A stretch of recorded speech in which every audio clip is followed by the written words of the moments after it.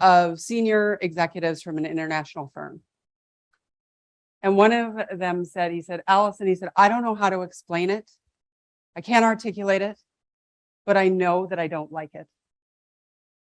I thought that when I got to this point in my career, I would feel more fulfilled. I would feel less stressed. I would have more joy in my life. And the truth is, every day I'm putting out fires. When I get home, like I know my family is supposed to come first, but the truth is they're getting my leftovers. I'm exhausted. And something's got to change because I cannot handle the stress any longer.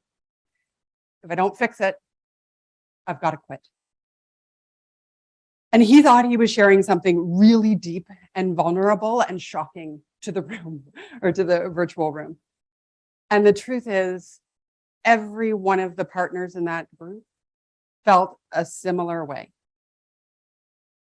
And so I asked him, I said, okay, well, what needs to change for you to feel better? And so what do you think were their answers? Who would guess an answer? Like if you're really stressed and feeling like you burned out, what do you think needs to change in order for you to feel better? Ideas? No wrong answer here. With that? Reconsider their priorities. Awesome.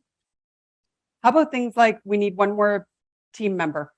When I hire that person, then the workload will be better. When my clients learn how to get me the information on time, then I will be less stressed.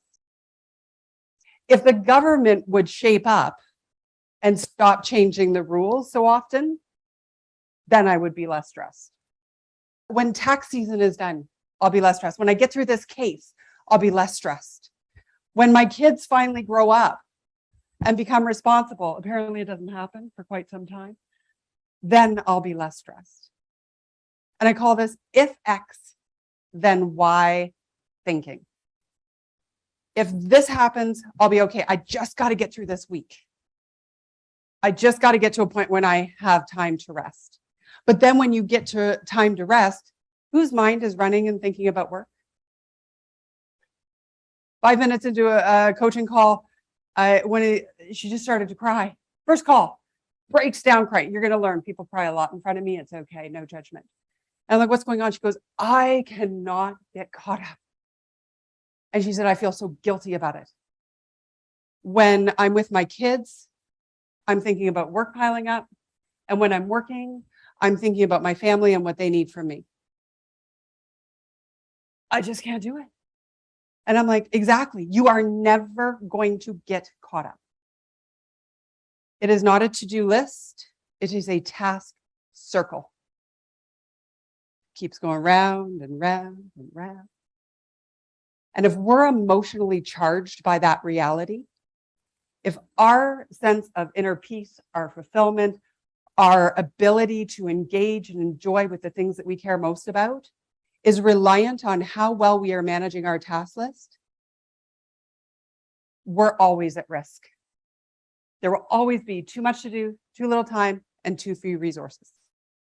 The problem with XY thinking is if you want that feeling of fulfillment, that feeling of peace, of joy, of really being present with your family when you're there and working to the highest level for your clients, we can't be waiting on a variable of Y that's external.